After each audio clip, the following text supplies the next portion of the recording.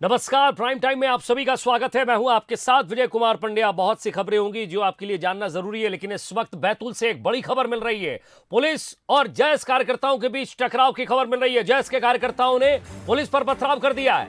गुस्साए कार्यकर्ताओं ने तोड़फोड़ और आगजनी तक कर दी है। पुलिस ने कार्यकर्ताओं पर लाठीचार्ज किया। उसके बाद बैतूल के भीमपुर गांव की यह घटना बताई जा रही है। तस्वीरों के साथ भी आपको लिए चलेंगे। गुस्साए कार्यकर्ताओं ने तोड़फोड़ की, आगजनी की। हंगामा वहां बढ़ता हुआ देख पुलिस फोर्स तैनात किया गया है। और इस वक्त ये बड़ी खबर आप देख रहे हैं। गुस्साए कार्यकर्ताओं ने तोड़फोड़ और आगजनी की है। बैतूल के भीमपुर गांव की यह घटना बताई जा रही है।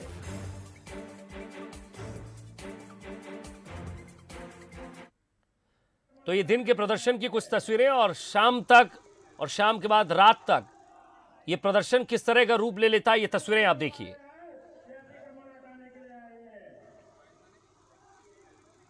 सत्येंद्र सिंह परियार हमारे संवाददाता हमारे साथ जुड़ गए हैं। सत्येंद्र, आखिर ये उपद्रव किस बात को लेकर हुआ, अभी क्या स्थिति है, कितनों की गिरफ्तारी हुई है और पुलिस इस मामले में क्या कह रही है? क्या मामला शांत हो चुका है?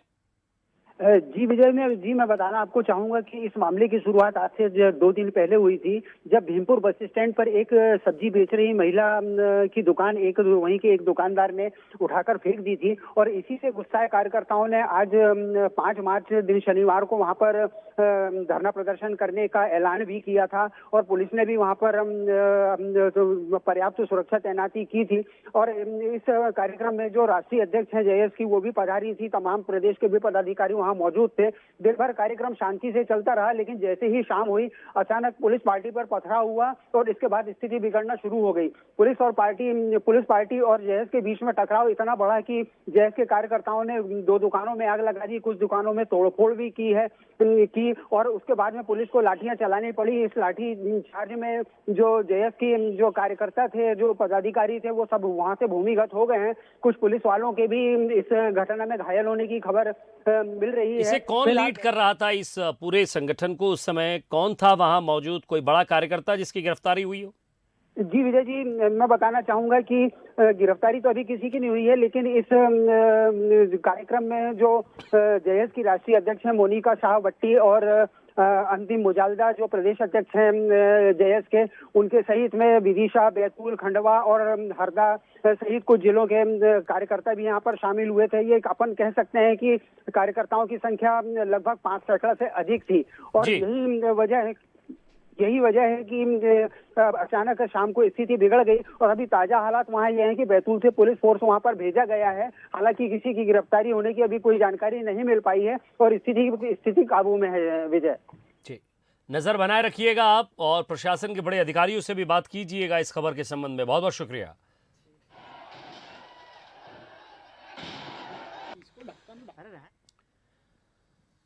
और सीधा बात मध्य प्रदेश की, जहां मध्य प्रदेश सरकार का कर्मचारियों को तोहफा है। ये खबर सिर्फ कर्मचारियों के लिए, क्योंकि लंबे समय से एक इंतजार था कर्मचारियों का। 1 अप्रैल से केंद्र के समान 31% महंगाई भत्ता केंद्र कर्मचारियों के समान प्रदेश के कर्मचारियों को मिलेगा। महंगाई भत्ते को लेकर लगातार लोग जो है कर्मचारी वो सवाल उठाते रहे हैं, अपनी मांगे सरकार के समक्ष रखते रहे। आज जन्मदिन शिवराज सिंह चौहान का, लेकिन तोहफा कर्मचारियों को। कोरोना की कर्की के कारण सरकारी कर्मचारियों का डीए जो पहले हम तत्काल बढ़ाते थे, वो हम कोरोना काल में नहीं बढ़ा पाए, लेकिन अब शासकीय कर्मचारियों का डीए बढ़ा के 31% किया जाएगा और ये अप्रैल से भुगतान होना शुरू हो जाएगा। और मुख्यमंत्री शिवराज सिंह चौहान, जिनका 63वां जन्मदिन आज मनाया गया, खास बात यह है कि उनके इस जन्मदिन पर स्वच्छ पर्यावरण का संदेश दिया गया। वो खुद पौधारोपण, साफ सफाई जैसे कामों में व्यस्त नजर आए। इतना ही नहीं, सफाई कर्मियों के साथ भोजन भी किया और उन्हें भोजन भी परोसा। इस छवि से कैसे लड़ेगी कांग्रेस? इस व्यक्तित्व का तोड़ कहां मिलेगा?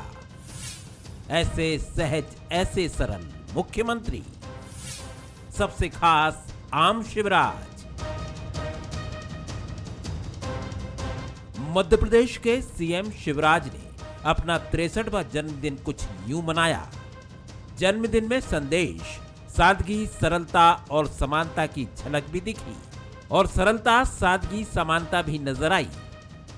वैसे इस बार उनके जन्मदिन को ग्रीन भी कहा जा सकता है, वो इसलिए क्योंकि इसमें पर्यावरण और सफाई का भी खास मैसेज है। शनिवार को सीएम की शुरुआत बीजेपी प्रदेश अध्यक्ष के साथ वृक्षारोपण से हुई। इसके बाद सीएम हाउस में बधाई, शुभकामनाएं देने वालों का हुजूम उमड़ा। और ये काम करते हैं इसलिए हमारे शहर स्वच्छ रहते हैं और हम स्वस्थ रहते हैं। ये वंदनीय है, इनका ऋण है समाज पे।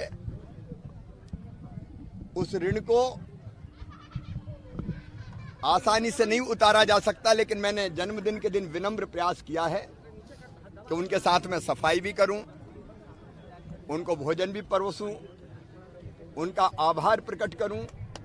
मुझे आज अद्भुत आनंद आया है अपने भाई और बहनों के साथ उनको भोजन परोस के, उनको भोजन करा के और उनके साथ भोजन करके। ये तो डायनेमिक सीएम माननीय प्रधानमंत्री जी का उनको स्नेह है और हमेशा से माननीय प्रधानमंत्री जी, मध्य प्रदेश के माननीय मुख्यमंत्री जी का, हमारी सरकार का, मुझे तो लगता है कि कितनी बार माननीय प्रधानमंत्री जी ने उनके काम के कारण से, उनके व्यक्तित्व के कारण से, और उन्होंने जो जिस प्रकार का संकल्प इस मध्य प्रदेश के अंदर जो काम किया है संकल्प शक्ति के साथ, इसलिए माननीय प्रधानमंत्री जी का आशीर्वाद, उन्होंने आज ट्वीट करके एक डायनेमिक, एक अच्छे प्रशासक और एक संवेदनशील व्यक्तित्व, 3 बातों का उल्लेख माननीय प्रधानमंत्री ने किया है। वो हम सब लोगों के लिए गौरव की बात है। मैं माननीय मुख्यमंत्री जी को इस बात के लिए पुनः एक बार बधाई देता हूँ। जहां जो मिला शिवराज उसी के हो गए। बच्चों के साथ बच्चों जैसे, वृद्ध के साथ छोटे। जन्मदिन की उनकी हर तस्वीर आम और खास से जुड़ती गई। इस तरह उनकी शख्सियत भी सबसे खास होकर आम हो गई। क्या कभी उम्मीद थी कि मुख्यमंत्री जी के साथ आप भोजन करें? कभी नहीं थी, कभी नहीं। एक इत्तेफाक हो गया उनके साथ बैठना। अब ये जीवन भर याद रहेगा? हाँ बिल्कुल रहेगा। क्या हुआ, मुख्यमंत्री जी से मिलके कैसा लगा? बहुत अच्छा लगा। क्या कह रहे थे? कुछ नहीं, पढ़ना लिखना बड़े होना, आगे बढ़ते जाना। तो आपने क्या कहा मुख्यमंत्री जी से? मुख्यमंत्री साहब ने ये कहा आपके बर्थडे की आपको बहुत बहुत शुभकामनाएं। बार बार दिन ये आए, बार बार दिल ये गाए, तू जिए हजारों साल है मेरी ये आरज़ू। Happy birthday to you, happy birthday to you, happy birthday to Shivraj भैया, हैप्पी बर्थडे टू यू। देश का शायद ही कोई ऐसा सीएम होगा जो इस कदर सादगी से जुड़ता हो, इस तरह आम जनता से कनेक्ट होता हो, इस तरह अपनी पार्टी और लोगों के बीच लोकप्रिय हो। ऐसे में सवाल ये भी उठता है कि शिवराज का तोड़ कांग्रेस कहां से लाएगी?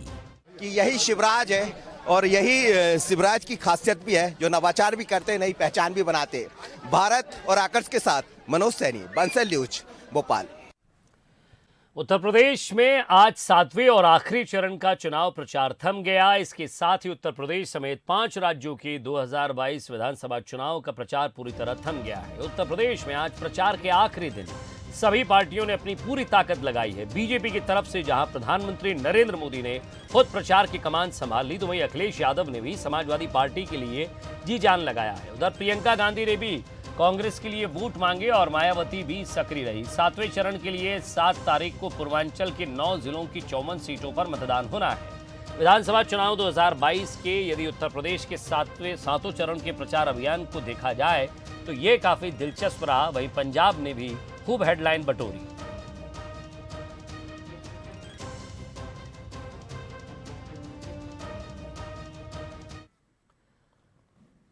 मेरठ में शनिवार को हौसले की बहुत ही एक अलग तस्वीर दिखाई दी है।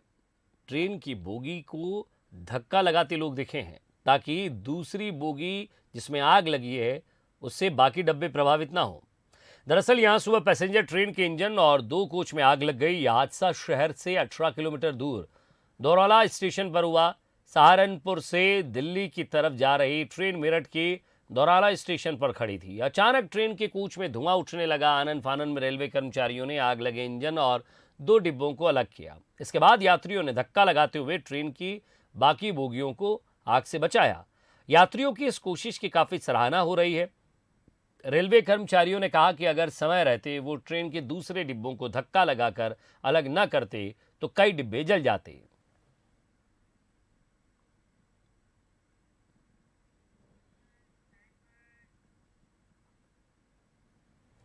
और जबलपुर में प्रस्तावित इंदिरा गांधी टेक्सटाइल पार्क का मामला आगे नहीं बढ़ पा रहा है। जिले में रेडीमेड गारमेंट का बड़ा हब है, लेकिन इन कपड़ों के लिए, कच्चे माल के लिए व्यापारियों को दूसरे राज्यों पर निर्भर रहना पड़ता है। टेक्सटाइल पार्क नहीं बनने से किन परेशानियों से दो चार हो रहे हैं व्यापारी, ये एक रिपोर्ट देखिए आप।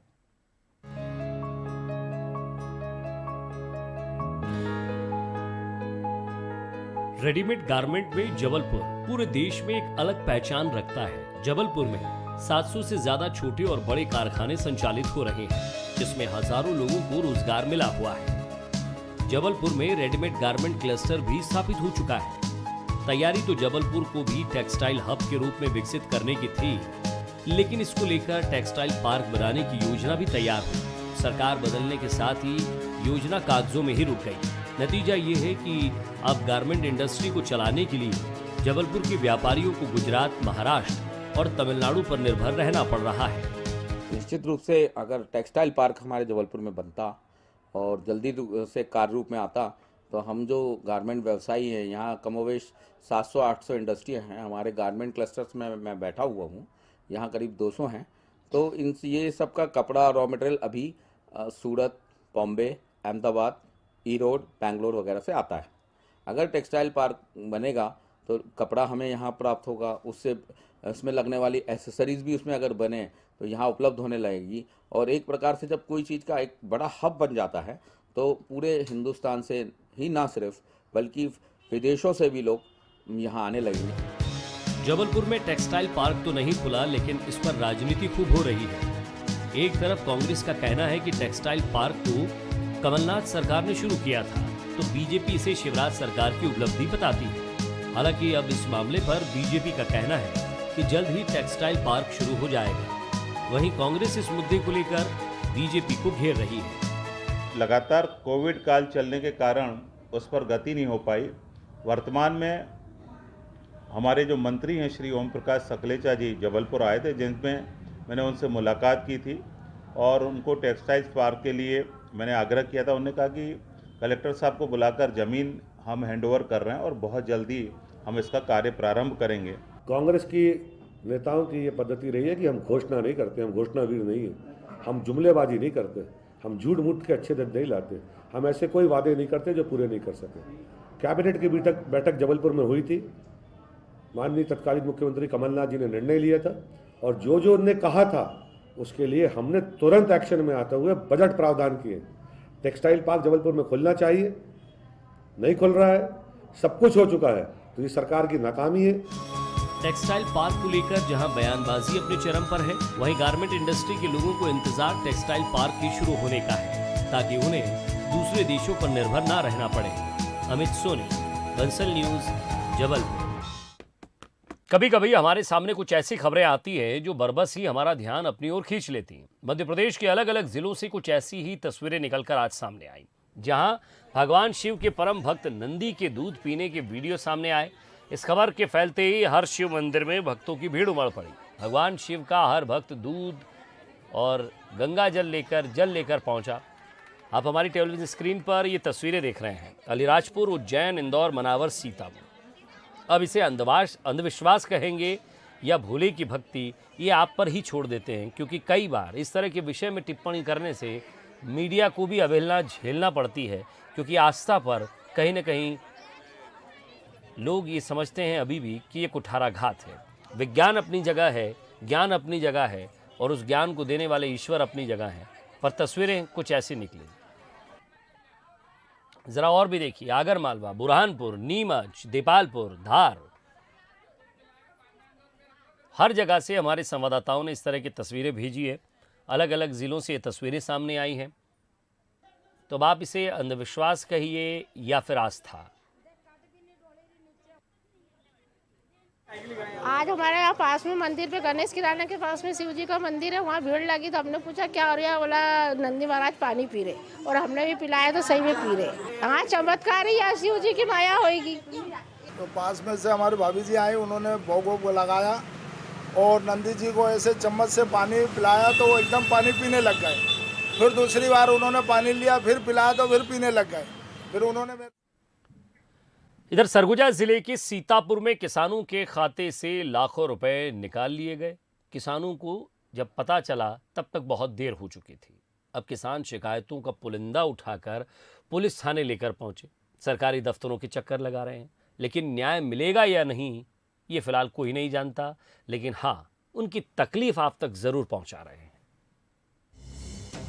सरगुजा जिले का सीतापुर विकास खंड, यहाँ के ग्राम चियापारा के किसान ने 1 साल पहले अपने खाते से धान बेचा।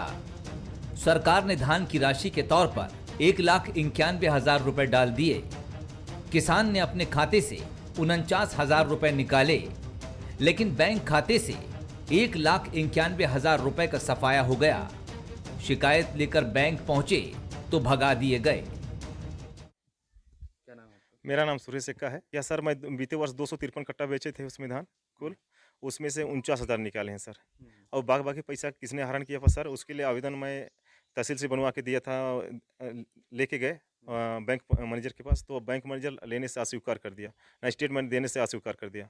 सर मैं देखिए 253 कट्टा में 49,000 निकालूँ तो भाई ऑलरेडी पता है सर, उसमें पता लग रहा है कि पैसा कौन निकाला। भाई जानकारी तो हमें नहीं सर। जब हम मेरे पिताजी को लेके जाता हूँ बैंक, तो आप बोलते हैं आप अपने फादर को ले आओ तब पैसे देंगे। जब मेरा फादर नहीं गया था, मैं नहीं गया था सर, मेरे फादर का अकाउंट का पैसा कैसे आहरण किया गया। दूसरा मामला प्रतापगढ़ धान समिति का है। किसान का 400 से अधिक बोरी धान का टोकन कटवाया गया, लेकिन उससे खरीदा गया सिर्फ 200 बोरी धान। लेकिन मंडी के रिकॉर्ड में किसान के नाम पर 403 बोरी धान बेचना चढ़ा है। किसान परेशान है, लेकिन सुनवाई नहीं हो रही। तो किसान रास्ता में लाके गाड़ी खड़ा किया, तिरपाल ढक के खड़ा किया हूँ, धान समय पे नहीं पहुँच पा रहा है, तो मेरा धान एंट्री कर दिए रहो, तो मैं जैसा पानी छोड़ता है वैसे गाड़ी लाके धान खाली कर दूंगा, ऐसा करके बोला।